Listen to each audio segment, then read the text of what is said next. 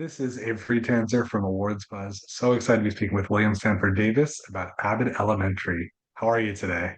I'm good. How about yourself? Good. Yeah. I was very excited to talk to you. I think this is easily one of the most entertaining characters on TV. And I'm curious how much of a backstory you have for him, because I feel like most of what he says feels like it has to be made up, couldn't possibly be true. And as part of the joy is that we don't really know, like, who is this guy really and what percentage of what he says is true. I think it's a combination of the writing and things that I bring to it. Some of it, the real kind of out there stuff. That's the writing, I should say. But the conspiracy theorists, I grew up around conspiracy theorists. My grandmother probably heard another interview. She was a real conspiracy theorist. She didn't believe anything, or she thought that there was some type of trick to it.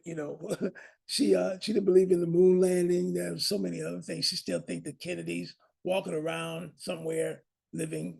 She that's who she was.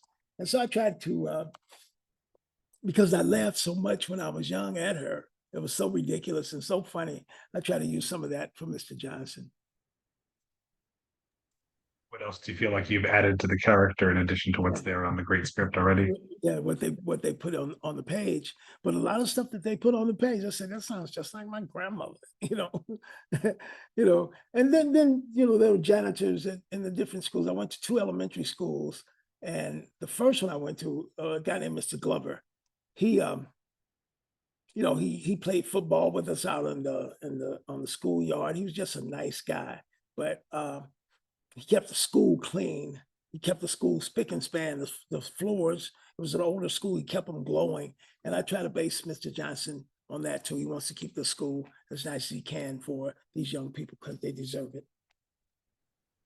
I think that he very much, like a few of the other characters, especially Barbara, it feels like they're from a different era. There's all this Right. technology, all this other stuff, but he still likes using his mop, he still likes doing Right. his thing, and he doesn't want some young person, especially Gregory, Yes. telling him how he's supposed to be doing something. That's right. That's right. I've been doing it for years. You can't tell me anything.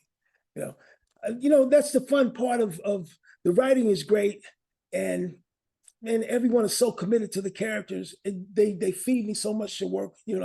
They're so generous. They feed me so much to work off of each one of them in their own way, and I have so much fun with them. They're just you couldn't ask for a better crew, a cast and crew to work with. Have a favorite scene partner, even if it's not just the actor, but that you like seeing Mr. Johnson getting to interact with this character. I I love to do more with Janine, and I like to do more with Barbara. Just more than just in the classroom or in the teacher's break room. I like to have a few more scenes with them. I've had scenes with Melissa. I've done a lot with Ava and a lot with Gregory and with Chris's character, Mr. C, I call him. But yeah, I love to work more with Quinta.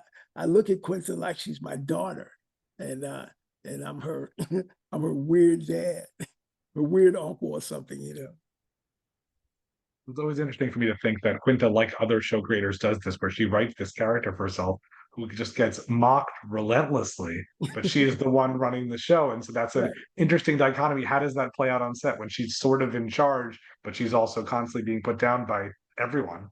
She's totally committed to who this woman is. I don't know if she's based that on anyone because her mom was a teacher, but I think the big laugh is because she's got big feet. She wears crazy combinations of her clothes, and she'll part her hair in different ways for each season depending on how she's feeling.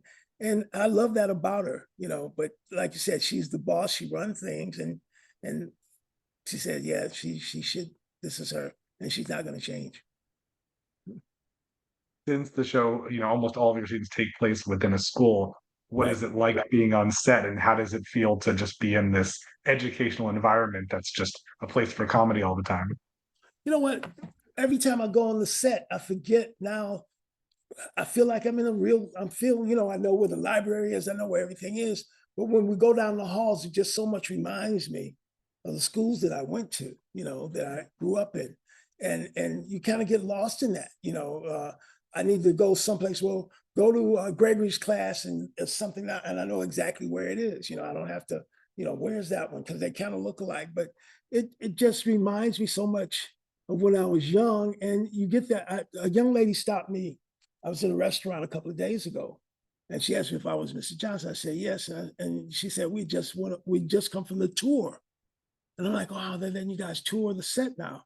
And she said it reminded her so much of the school she went to, and she was just really crazy to see me. But she was telling me how the show has touched her, and when she went on the set, it just really reminded her of her school. And I think Quentin's really accomplished that, you know.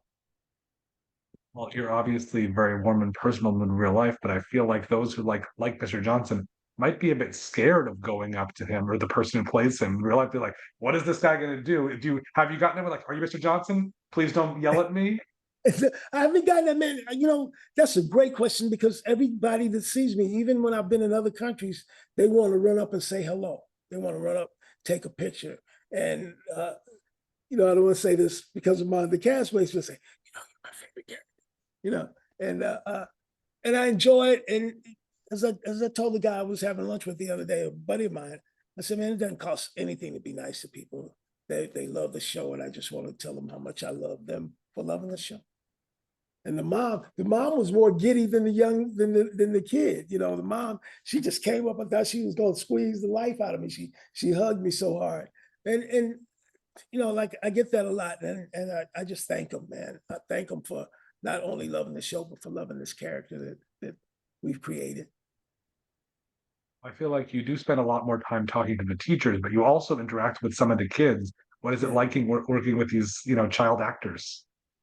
they they want to do it. It's in acting. There's no such thing as getting it right. It's just being honest, and they want to get it right, and they are so much a part of what we do.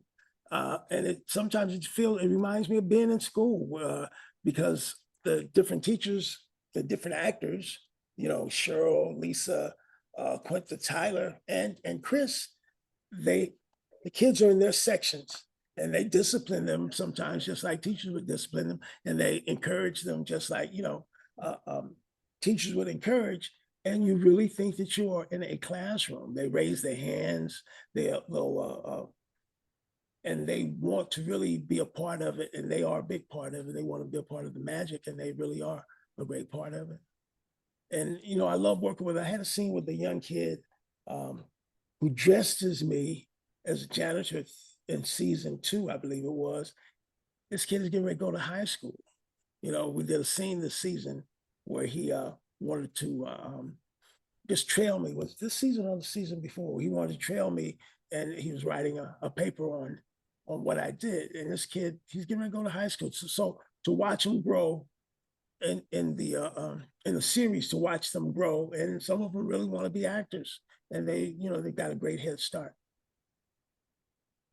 Every time you lean back, I see your nice, shirt there, and I wonder how much you enjoy getting to, be outside of school or dress differently, or if you prefer the janitorial uniform you get to wear most of the time. Yeah, yeah. I dress for the weather, but also because that's all I wear, except maybe for Halloween and Christmas. That's all I wear. So I kind of like, this is just very comfortable for me, and I just like being comfortable. Do you have any sense of what's ahead for the new season? Anything you can share about Mr. Johnson? They haven't shared yet. I know the writers' room started a couple of weeks ago, I think. I know Quentin mentioned that they were getting started. We're going to have our first table reads in July, and then we have principal the first week in August. So I'm really, people will say, you're just saying that, but I really don't know what's going to happen. I really don't know. And I've requested a few things like a love interest and like, personal life and maybe, family, what we talked about. I'm always throwing it out there. Marla Gibbs could be my mom, and she's the only person who I kind of bow down to, and I act like a little kid around her, and they'll look at me like, "Man, get out of here." you know, they may surprise me. I don't know. I thought it was a great idea though. Mhm. Absolutely. Do you have anything else coming up, work-wise, or is this your main focus right now? Well, this is my focus now. I don't know if I'm supposed to say it. I just I'm working on a diary of a wimpy kid, the next diary of a wimpy kid. And I just finished a film with Wanda Sykes that I think is really going to be uh, just incredible for her because it's not a comedy at all. But she plays a former boxing champion who's hit hard times with addictions and things, and she's abandoned her son, and they say it's like a female Rocky, but I've worked on that, and we're hoping that it is released sometime this fall. Um, and what are you watching? What do you like to watch on TV that you've enjoyed recently? I'm watching Mobland, man. Helen Mirren is just she's, as we say, she's delicious. And I watch everything, I watch everything that actors do and their commitment to it. And I'm always, this is me as an actor. Can I do that? Can I play that the way she played it? And of course, you're going to play it your own way, but to have that deliciousness, I mean, and then the conflict with her and her husband, uh, it just and then I see all the characters are just so amazingly complex, and I'm watching that. What else am I watching? And I watch a lot of basketball right Maybe you could have Helen Mirren as the love interest for Mr. Johnson. That's a now. That great would be way of, great. I would love that. I would love we that. Can you imagine, man, Mr. Johnson and Helen Mirren? That would be incredible. Ooh, that would heard be it here great. first. Yeah. All right, well, William, thank you so much. It was such a pleasure. I look forward to all of the misadventures and Yeah. wildness of Mr. Johnson for many years to come. Thank you so much.